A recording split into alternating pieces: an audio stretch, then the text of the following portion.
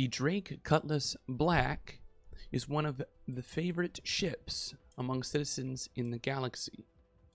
It's a medium fighter, medium freighter, which means much like the Freelancer series, it will allow you to complete almost every different kind of contract in the verse. It has a beautiful ramp also. Decent cargo space if you want to try your hand at cargo hauling. Really cool doors, which make it easy to EVA in and out when you're doing PI missions or insurance missions. And obviously, it can hold boxes. The fighter part of this ship is decent. It comes with a turret that does almost 900 DPS standard. This excellent cockpit. 16 missiles. And a pretty good DPS. The shields are about a third of the Freelancer with an even slower recharge, but once they are fully charged, they are higher than the majority of other fighters, small fighters.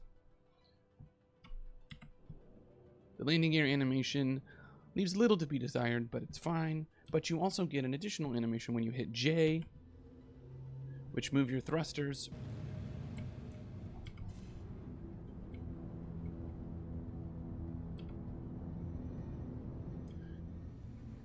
The ship, being a medium ship, is much zippier and easier to fly than a Freelancer. You'll spend a lot less time learning and memorizing how far away you are and how soon you need to slow down or stop or whatever, which is a lot of what being in a Freelancer is. It does, however, look a lot cooler than the Freelancer.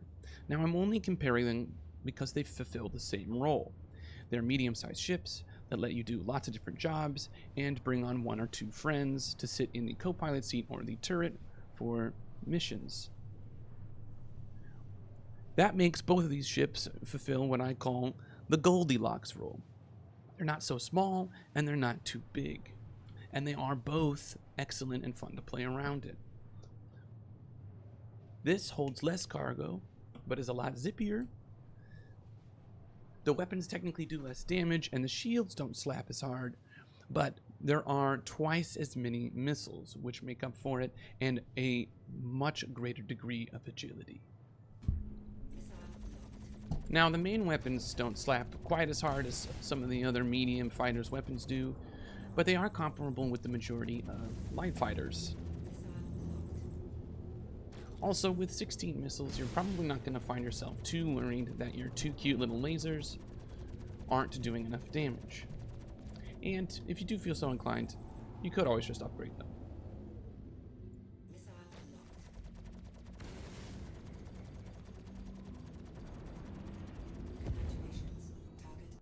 The Drake Cutlass Red is a dashing variant of the Drake Cutlass. It's an even more attractive model than the already attractive Cutlass Black, in my opinion. It's designed for medical rescue, and it's a little bit different than the Black. You get to keep the ramp and a little bit of the cargo space in the back, so if you want to deliver cargo, you can, although it is minimal. And then it has a med bay. The med bay is cool for one reason above all others. You can lie down in these beds, look at the little screen, and click Set as Preferred ICU. This creates a respawn point, meaning if you die and the ship doesn't blow up, you will spawn back in that bed. And it works. And it's awesome. It's especially good for group missions and missions like the prisoner transport missions and the 890 jump missions, where if you die, you don't have to fly all the way back to the mission to complete them. You just hop out of your bed and go finish them. The turret is replaced with a jump seat. Oh, and by jump seat, I just mean toilet.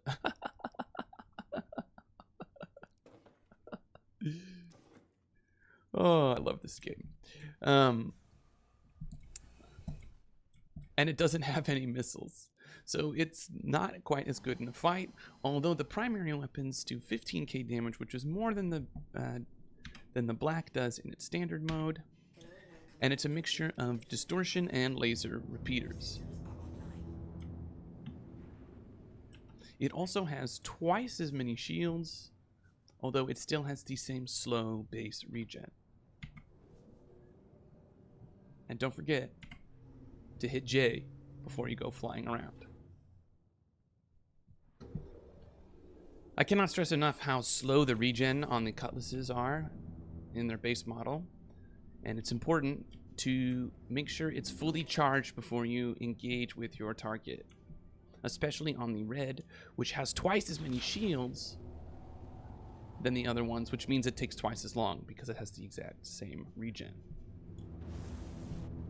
No missiles mean every fight is probably going to be a little longer, and you're probably not even supposed to intentionally engage in it. But the distortion weapons and the lasers together melt shields. Now that was just a little Mustang light fighter, so that's not an example of what every encounter is going to be like. But as you can see, I was able to mount his shields and kill him before the first encounter. So if you wanted to farm the low-paying mercenary quests and bounty hunter quests, you still could. I can't stress enough how much I think the Cutlass Red is the best because of its respawn point. And although it loses a turret, which is a bummer both in terms of combat but also in terms of friend participation, being able to create a respawn point has all kinds of applications. If you and your friends want to go land on a planet, create a respawn point, and then do dirt rallies where you run into each other with tumbrel cyclones and gray cat buggies, you can. And if you blow up, it's not a big deal because you don't have to fly back. If you want to go on the jump missions, like I said before, you don't have to fly back. If you want to go out into deep space and do 1v1s but have someone with a Cutlass Red nearby so you can create a respawn point, you can do that without having to fly back over and over again. Honestly, Star Citizen is basically just a large playground, and being able to create your own respawn point changes the scape of that playground a lot. The Cutlass Blue is the militarized police version of the Cutlass. It has a more substantial weapons package, 24 missiles, and the same beefy shields that the Cutlass Red has. But again, I would like to point out it has the slow shield regen. So you're either going to want to upgrade that or double, triple check that your shields have fully charged before going into combat. You still get to have cargo and a ramp, which means if you're just trying to tool around and do boxes or cargo, you still can.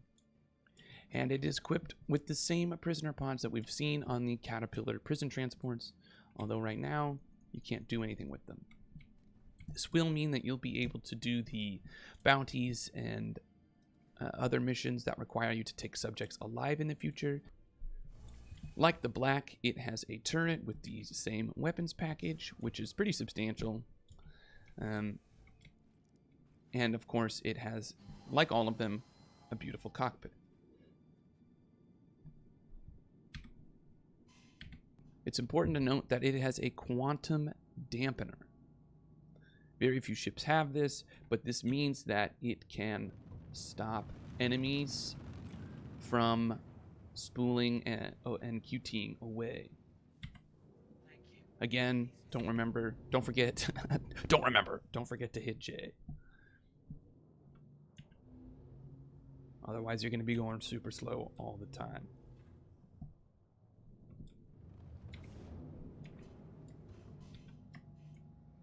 Ooh, it has the updated HUD. That's nice. Look at this. This is so good looking. So the weapons are a mixture of distortion repeaters and ballistic repeaters. Probably together, for maximum output, you can shred targets pretty easily, and if you're in a 1v1, you're probably fine to use both of them at the same time. If you're fighting multiple targets, I highly recommend using your missiles and your distortion repeaters first, and then after their shields are down, using the ballistics. Ballistic weapons are great and do some of the highest DPS in the game sometimes, depending on what model, obviously. But they have one considerable drawback, and that's ammo. Now, you might be looking at this and thinking, wow, 7,886 ammo? I've got so much ammo. But you don't have as much as you think, especially when you're desperately spraying, trying to hit targets, multiple targets, especially if they're small, little zippy boys. I mean, I've already used 100 bullets. It wouldn't take that long in a fight with multiple targets to run out. Although 8,000 is substantial, it's not anything like the Hornet, which base, I think, has 400 in each weapon. Just keep an eye on it.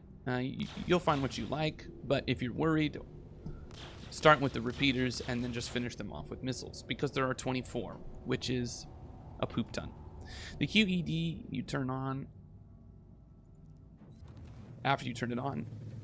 Oh.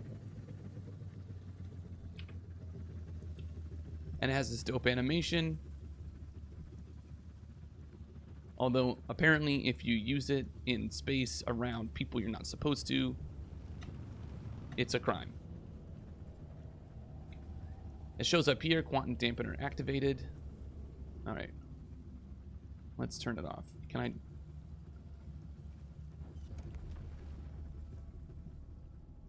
It didn't actually give me a crime stat, but that's how you use it.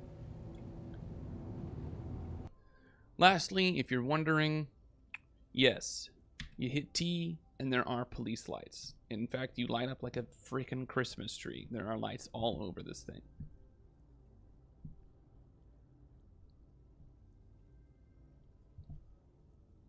It's pretty cool.